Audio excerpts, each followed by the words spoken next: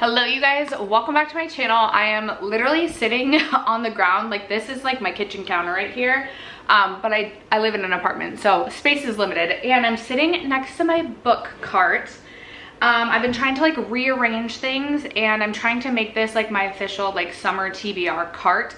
So books that like I really want to potentially focus on, or books that maybe just have more of like a summer feeling than some of my other like fantasy books, or just other books that maybe feel a little bit more like fall winter. I am also sitting next to, on this side of me, a stack of 18 books that I have purchased thus far in 2024. And if you're an avid reader, 18 books might not sound like a lot, but I told you guys earlier this year that I wanted to finish 24 books off of my physical TBR before I purchased any books this year. And I've only read 17 books. As of the day that I'm filming this, I've only read 17 books so far in 2024. So I've literally purchased more books this year than I've read. And some of the books that I've read have been like novellas on Kindle Unlimited. So that's where we're at. But I thought it'd be fun to share with you the books that I have brought into my collection this year. Some of the books that I have brought into my collection this year, I've already read.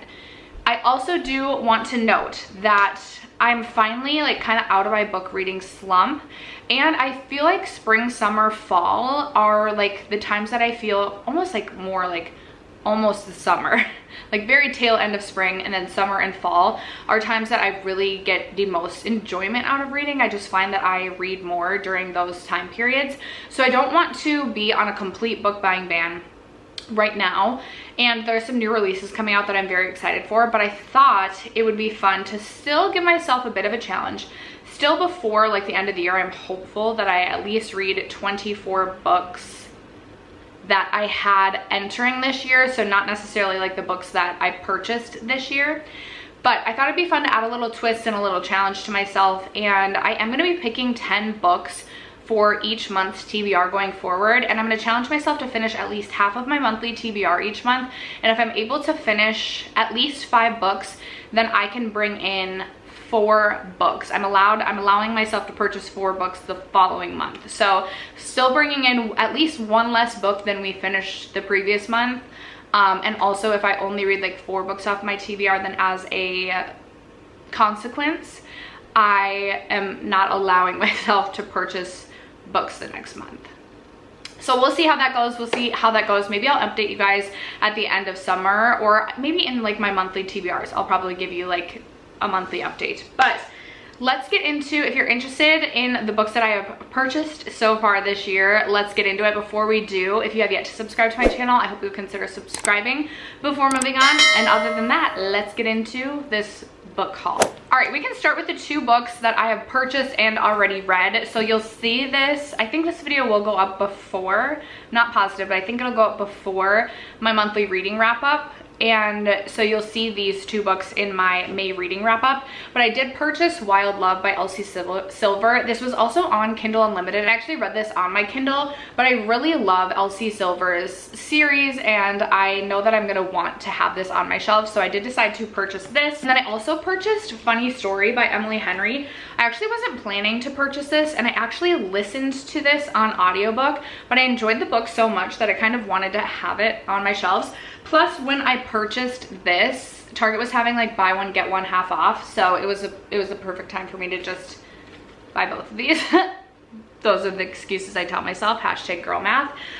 So I decided to buy Emily Henry's Funny Story as well. When I put myself on a book buying ban, I had either already pre-ordered Magnolia Park's Into the Dark, or I told you guys that I was gonna buy this no matter what, because the Magnolia Parks universe / series is my favorite. They're my favorite books and favorite series of all time. So I knew I was gonna buy this.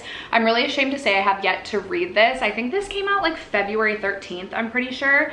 And I really need to get around to reading this, but it is such a beautiful, beautiful book, and I'm so glad to have this in my collection. Okay, I am subscribed to Book of the Month, and I had paused it for a while, but then it was unpaused. So I do have a stack of book of the month books that I have accumulated. So I have 5 of them here. I have 2 by Abby Jimenez.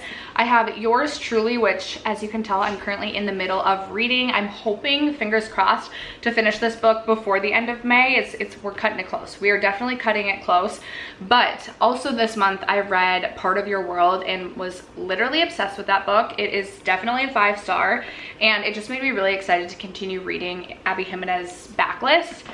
I also got Just for the Summer, and I am so incredibly excited to read this book. If you guys don't know, Abby Jimenez is from Minnesota. I live in Minnesota as well, and all of her references to Minnesota things just make me so excited and happy. Like, I smile every time I read about them.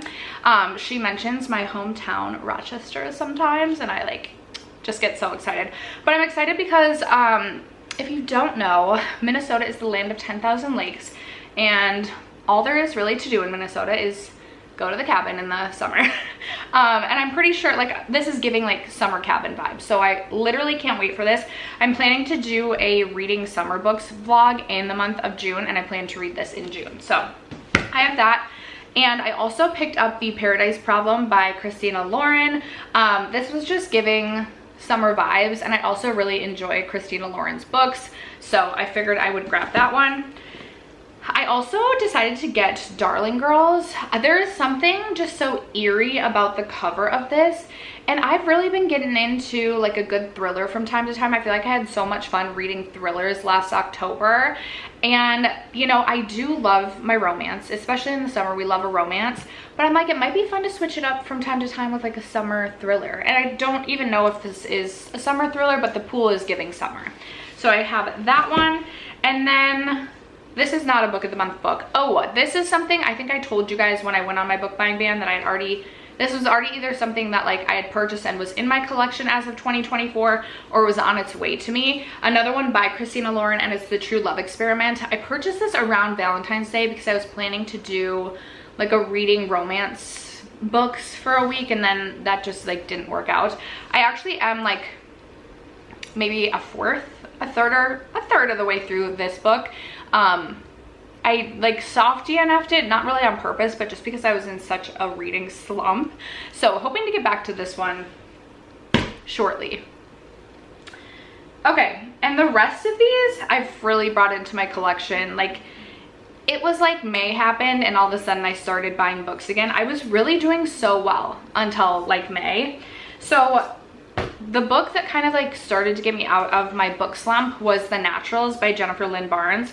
So then I did, because it was like really the only thing saving me from a book slump, I did go on to purchase the rest of the books in the series. And forgive me, I actually have read 3 books out of the books that I have purchased this year, because I have read Killer Instinct now as well, and I plan to get to these 2 shortly.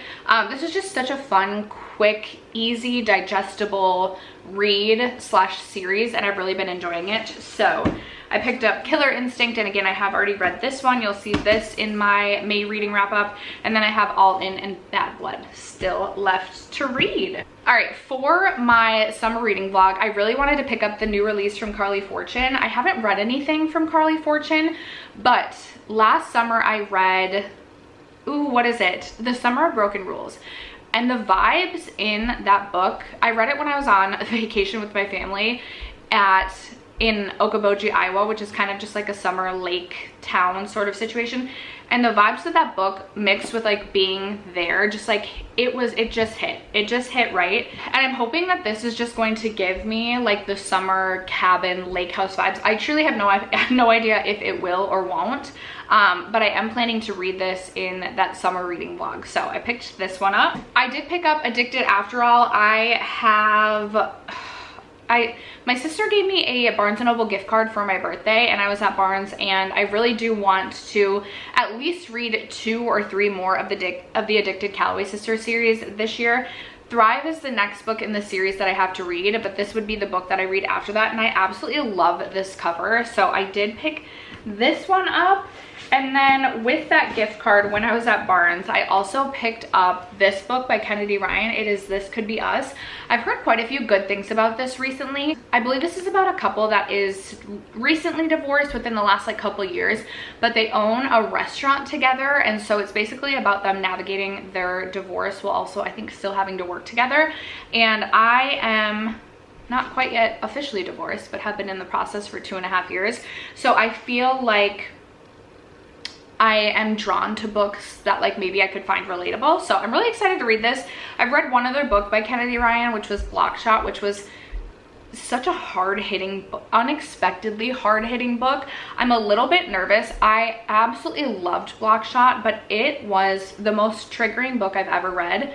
And I didn't expect to be triggered. I also didn't know that that book was going to touch on so many sensitive topics. I thought it was just going to be a cute little basketball romance, and it certainly wasn't. So part of me is a little bit nervous to read this just because that was like such a deep like it took me a while to read that book because it was so hard-hitting and so emotional. So I'm a little bit nervous, but also very excited to read this. And then the day that I went to Barnes with that gift card, I was watching, I can't remember who it was, but they were talking about books to get you out of a reading slump. And they talked about this. And this is That Time I Got Drunk and Saved a Demon, as just like a really like smutty, spicy time. And I wasn't expecting to like walk by this at Barnes. Like I wasn't, like it was on a table. And I was like, okay, I feel like this is meant to be. It's also like a shorter book. And I just felt like this would be like a really easy like pool read for the summer.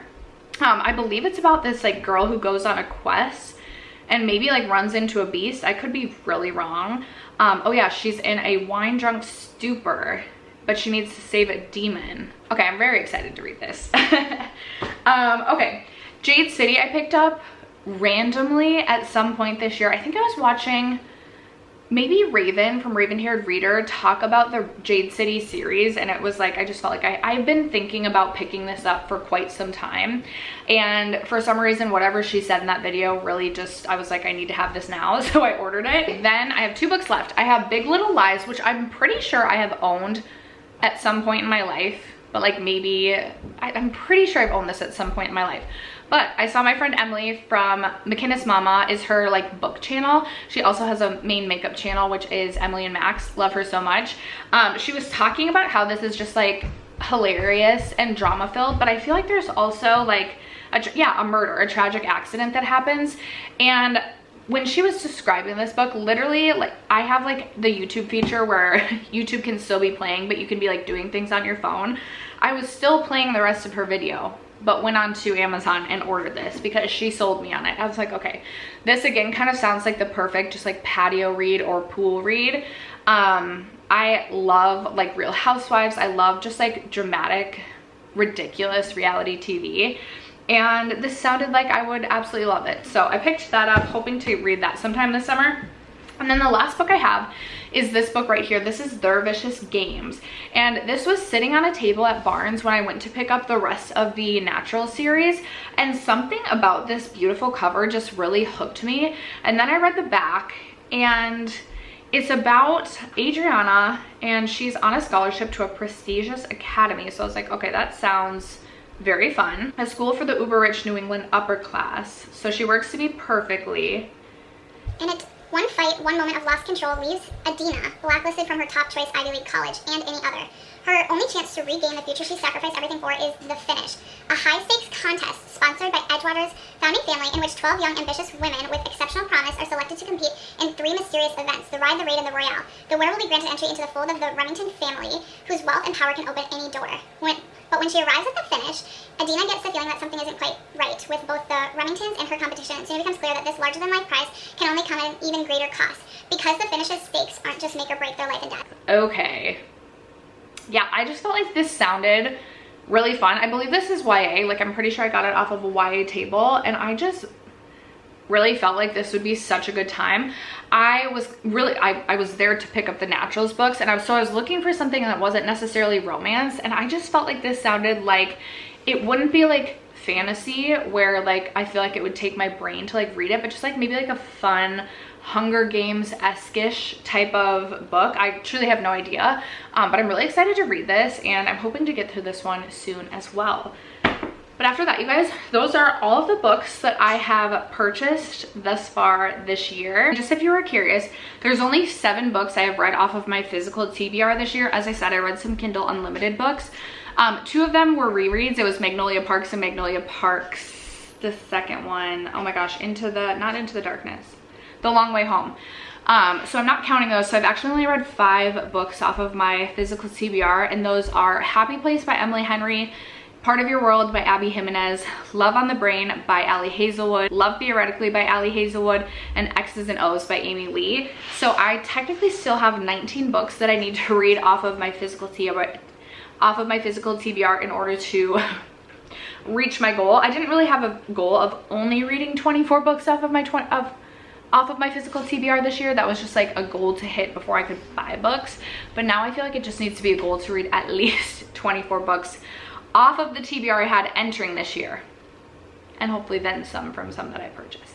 That is gonna wrap it up for today's video. I would love to know what is currently on your TBR, how many books you brought in this year. If you brought in any new favorites, let me know. Other than that, thank you guys so much for sticking around to watch today's video and for supporting me and my channel as you guys always do. I love you guys so much, and I will catch you in my next video.